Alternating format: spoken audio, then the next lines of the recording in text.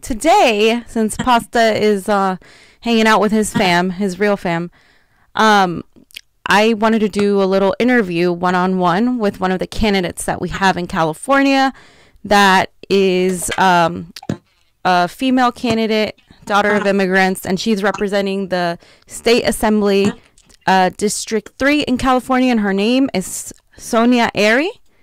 Okay, and she's here with us today. Hi, Sonia. Hi, Fiorella.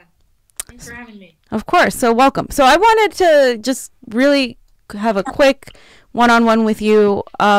What got you into politics, into running for office? Yeah. So I think like a lot of people, I was kind of, Facebook activist for a little while. And, after 2016, things kind of got a little bit more, not a little bit more serious, like a lot more serious. And I started getting more involved locally here in Chico. Mm-hmm. And I got on the couple of organizations, and I would be in the marches and the protests and stuff. And in 2017, I went to the Women's March in Sacramento. Nice. In 2018, I ended up being one of the MCs for the Chico Women's March. And one of the things I was telling the crowd was, all these marches and protests and everything, it's great, but it's not going to mean anything unless we actually take action. Exactly. And so I kind of heard myself saying that, and I was like, all right, Sonia, you got to kind of practice what you preach here. And so, I'm a small business owner.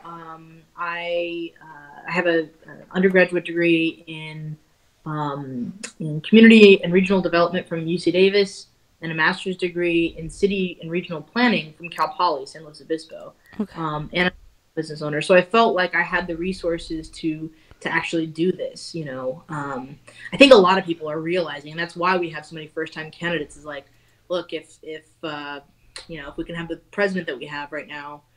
Anybody can do it. Yeah, exactly. So what in 2016 were you campaigning for Hillary, for Bernie? Were you I was campaigning. I voted for Hillary, unfortunately. That was, like I said before, I knew a lot about what was going on. Yeah. So yeah. After the primary rounds, was really, really disappointed in the campaign. Okay. In Hillary's campaign and the Democratic Party, and ENC, and I at that point it was like, holy crap, the system is broken. It's rigged, yeah. And so I think that's why we have so many first-time candidates, people you wouldn't normally see running, are realizing that we can actually change this thing. I think we're about 2 weeks away from seeing an incredible change in this country. I'm hoping so, at least. Yeah, I mean, I think most of us are hoping. And, you said something very important that I wanted to point out, and that's the fact that we're not used to seeing people like you running. But the thing is, we should be. We should be used to seeing people that the American people can relate to running. We should be used to seeing people that are people of the community, that are people of color, that it's not just because it has to be that way, but it is because of the way it is, and you're a representative of the America of today. And we've gotten so used to seeing corporate politicians that have no ties to what the public is experiencing, to what their voters are experiencing. And I think that shift that happened is saying like, hey, maybe we should have working and middle class people running for office, because they understand what we're going through, so they might actually do something to help us. And so it is a very brave thing to do. And it's really hard because, a lot of us do sit here and think, hey, let me support this candidate. They seem like they're going to do something, but sometimes, they're not doing it. So if you don't see anyone doing it, you have to take the leap and do it yourself. So I do applaud you for that. Well, that's nice. I think that a lot of people are used to seeing, like you said, the corporate backed politicians, and then you just assume that you have no way of actually, getting kind of into the political arena. And I think something that Bernie showed us was that you don't have to have, I mean, he of course raised a lot of money, but it doesn't have to be corporate money. Right. Or necessarily. And so that's, I think, another really amazing thing that we're seeing is so many candidates who have committed to running campaigns that reject corporate donations. Yeah. Show that like we're representing the people in our district, not corporations and special interests. And exactly. I've taken that, and a lot of other progressives have, and I think it's really encouraging, and people seeing that. And it almost seems like that's more of regardless of Democrat versus Republican. It's almost like, are you just a corporate establishment candidate, or are you like the real deal? Like, do you actually want to participate in changing things? Because we're not seeing this actual difference between Democrats and Republicans anymore. I don't think. Yeah. People are just calling them, what is it, Republicrats. Yeah, and yeah, it is disappointing. And I wanted to ask you a little bit about exactly that. Where do you think the Democratic Party is salvageable? Do you think, obviously you do to a degree because you're running as a Democrat, but do you think like it's now our go time? If if let's say in 2020 we have a progressive run and then they try to push a type of more corporate candidate, where do you think the Democratic Party has to do to actually salvage itself, I guess? Yeah. I think that, this upcoming election this year is going to show us the future of the Democratic Party. I think that if we have this wave of progressives, not just Democrats, but real progressives, I think that we might be able to salvage the Democratic Party. I think that if we, like, I know in California, I don't know how long they've been doing this, but the California Democratic Party has like the Blue Wave program, and they seem to be really pushing progressive candidates. Now that's its own thing. Yeah. But, we'll see how that ends up. But I think that's going to be kind of the turning point will be this election. And if we see a strong push toward real progressive candidates and not so much, kind of the establishment folks, we might have a chance. I think if we continue to push corporate candidates, establishment candidates, we're gonna see some sort of third party, I hope, come up, and it might be the Democratic Socialists. They seem to be, the ones that have the most exposure, I guess, right now. Yeah. At least. Yeah, I mean, the Democratic Socialists usually run under Democrat, but however, I do agree with you that they seem to have the most on the ground game for actually, getting one of their candidates into the party. Because what a lot of progressives here in California talk about, as you may be familiar, is the Dem enter and Dem exit, which I'm a Dem enter person, but I also think we need help from the outside because we need support on the outside, these outside voices that push the Democratic Party further to the left and that infiltrate within the Democratic Party. I think we need to work together, and there's a lot of divisiveness, but I think we actually need to work together in order to have someone on the inside bring third party voices. As you know, in places like England, there's a Labour Party, there's a Green Party, there's multiple parties, and they all have a fair chance of getting where they need to get. However, here there's really not a fair chance for these third parties, so we need to be able to open that up eventually. And I think I agree with you that if the Democrats don't get their act together, and unfortunately we will lose to Republicans, and I think we will see people turn their back away. I think this is a turning point. 100%, I'm with you. What's about your district? Can you tell me, like, is your opponent? Tell me more about your opponent. What have they done? What haven't they done? And what do people in your district most have concern with? Right. So I think the for a lot of people up here is Medicare for all, or healthcare in general, and then in particular Medicare for all. Our district up here is pretty amazing. We've got 6 counties. It's a pretty large district, assembly district at least. There's let's see. So yeah, so it's 6 counties. We have, we have only university that we have in the district. It's a relatively poor district. 43 makes $19,000 or less annually. Wow. The federal level, the federal poverty level is 30,000 annually, and so we have a very rural, very poor district. And we've had, my opponent has been in this office for the past 4 years. This would be his third term. And he's kind of known for just complaining, blaming Sacramento for everything, and not actually bringing solutions to the table. He, I don't know if you remember, a few weeks ago, Verizon was caught throttling the internet speeds of the Santa Clara Fire Department as they were to fight a fire. About a week after that, my opponent voted against net neutrality in California, who, by the way, AT&T gave him $1,000 for his campaign. Of course. So that's not a big surprise there. No, he has voted not once but twice conversion therapy.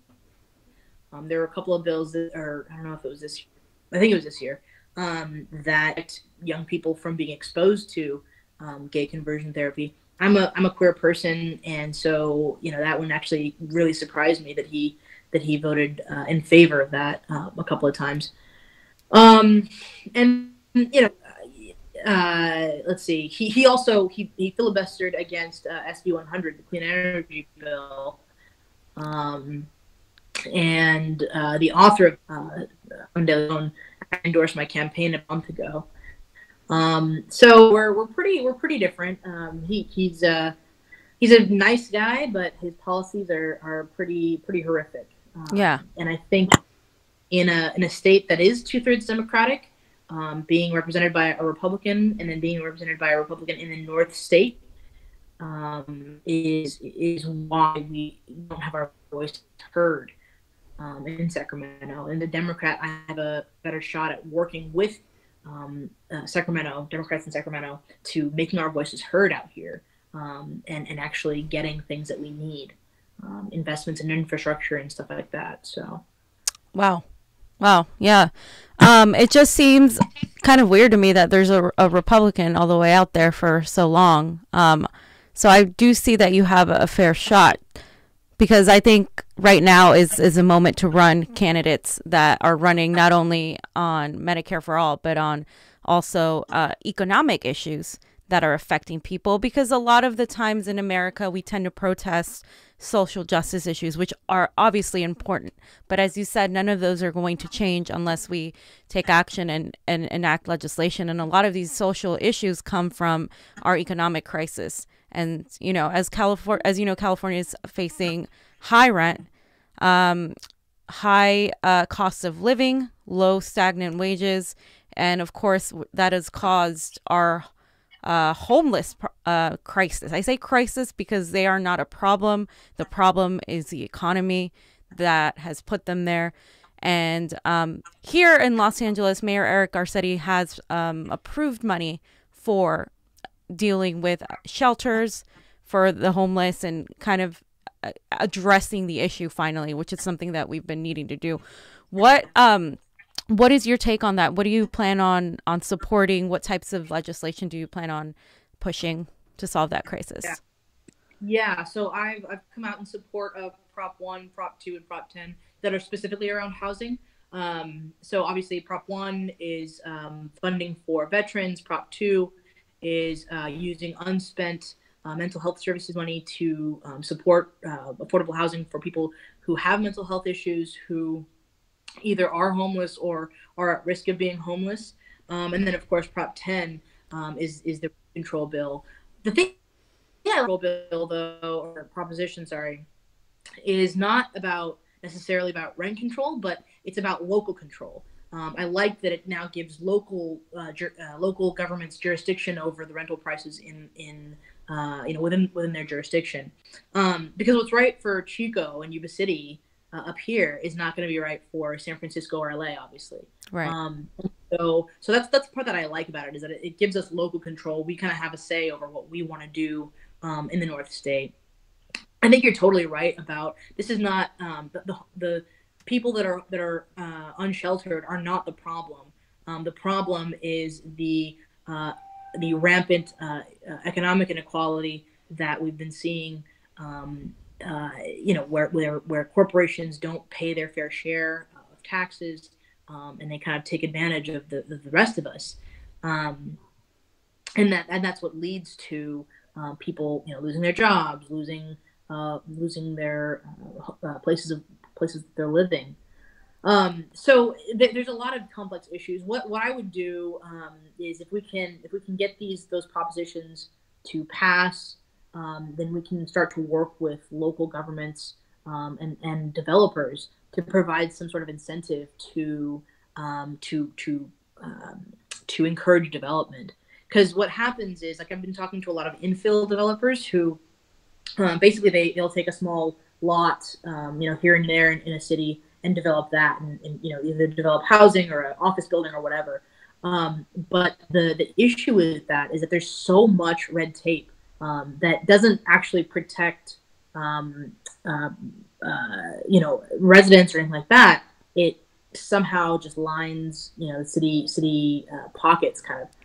So anyway, I would want to help reduce some of that red tape. And that would not only support development, but it would support a greater diversity in our housing stock, because it's not just about single family homes. Of course, like, we need more condos, we need more townhomes, we need more apartments and single residence occupancy units. All that needs to be kind of contributing to the crisis. And the other thing I would do is kind of reprioritize career technical education, because what happened in 2008 with the financial crisis was that housing development came to a screeching halt. And so you had all these people in the building trades that just they left the building trades. You had this mass exodus from the building trade. So if we can kind of replenish that labor supply, we can contribute to lowering the cost of development, and obviously giving people those really good jobs back. It's kind of a long answer. No. It's there's a lot to do, right? There's so much to do. So it's gonna take all of these ideas and all of these people coming together with these ideas to even start implementing them. One of the things I think a lot of the American public are not very informed on, I think on purpose, is our foreign policy and our foreign issues. As far as war, as far as money towards war, money towards the military industrial complex, money towards, building our military, when people here, are lacking healthcare, education, housing, etc. What are you going to do? What are your ideas for that problem? Because to me, war is one of the biggest issues and one of the biggest reasons why we don't have money for our people here. Yeah, I agree. I think state level is a little hard to have a big impact on that. But I would like incarceration and stuff. Yeah. Like that we can make a change around that. We have incarceration and private prisons. Yes. What I would like to do is change that toward more, focusing more towards education and stuff like that. And so I think if you have more preventative stuff, not preventative, but if you're making investments in early childhood education, if you're making investments in people's healthcare, housing, that's going to improve people's quality of lives. And this is not just theory, right? We've seen this not only all over the state, we've seen this all over the country, we've seen this all over the world. That's why other countries have lower incarceration rates than we, because we invest ahead of time before it's to an issue of public safety. And so, for example, in the 60s, about 70% of the CSU budget, the California State University budget, came directly from the state. And today it's about 30%. And so we've defunded about 40% of the budget of the CSU. What I would want to do is work with CSU leadership, try to reach that so that that burden isn't placed on students anymore. That would be kind of the first step toward getting toward free public education. But Yeah. we'll cross that when we come to it. But Yeah, I mean, a lot of people, a lot of young people went into the military because they wanted to go to school. You know, they wanted to get health insurance. And so, in a way, if we have a country that gives people all of that, there's going to be less of a need to go out there. And I think that's a very valid point. I 100% agree with you. Just for a last, go ahead. Yeah, I was going to say, people have, made the point that, like, it's hard.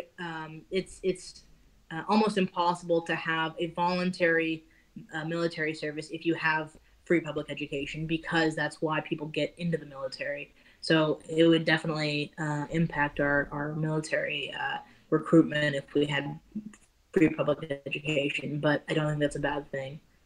Yeah. SB 562 was a Medicare for all bill that, could have done a lot for us in the state. And I know a lot of people are working on something new now. However, I think it's important in California that we have people that are running on Medicare for all. That's one of the things that progressives use as a test, because right now we have people paying ridiculous amounts for their medication. They are going in debt from hospital bills, or they are dying. So, that's definitely one of the concerns that I think the majority of people have. And we do need a voice like you to be there and help us address that concern, Yeah. And the kind of the positive feedback that I've been getting on that, business owner, I have a different perspective on that. It will change jobs, right?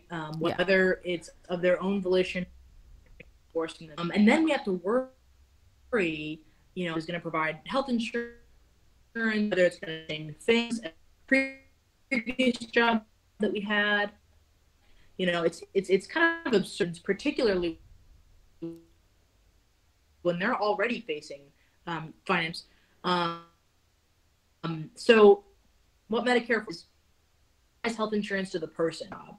And like you said, we're already paying for it. Like, that's the biggest question I get is, well, how are we going to pay for it? The thing is, we're already paying for it. Right. And then on top of the premiums, we're paying deductibles and co-pays and out-of-pocket maximums. And we're getting nothing. Still not everything is covered. So, yeah, we've study after study after study about Medicare for all is the most cost-effective method of doing this. It provides coverage for everybody.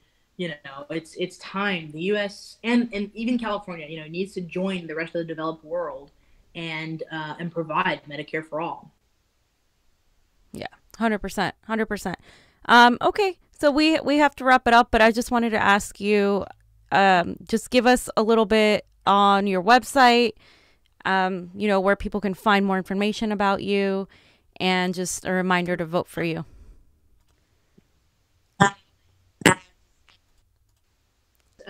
Sonia for assembly.org. That's SNIA. And we're on all the social media, so Facebook, Instagram, Twitter. Hopeful that works. And yeah, I mean, that's the biggest thing is to please, sign up, get involved somehow. We're going to be canvassing this weekend in Yuba City and Chico. There's an event on our Facebook page. And yeah, please just get out the vote. That's the biggest thing is, and registration line just passed. Make sure you're talking to all your friends and family about the campaign.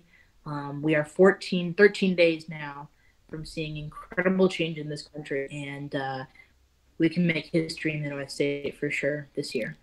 Just one more thing before I go. What do you say to a young person that says, why should I vote if it doesn't make a difference, if they're all the same?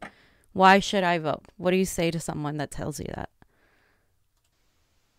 We saw that in 2016, and that's why all these people are running for the first time. Women of color, people of color, queer people, everyone is doing this. And we are actually going to change things this year. If there was ever a time to get involved, it is this year. And absolutely every vote is going to count this year. We are so close. This is going to come down to a couple thousand votes.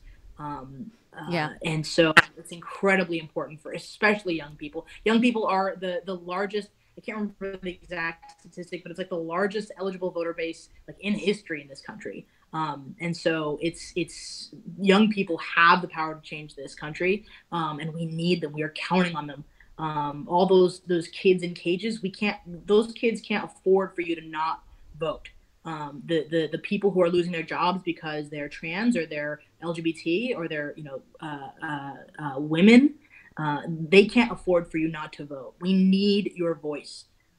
Every single voice counts, and so I can't stress enough how important it is in people, especially, to vote. Well, thank you very much, Sonia. I really appreciate it, and I wish you the best of luck in your campaign. Thank you so much. You guys take care. Okay. Bye.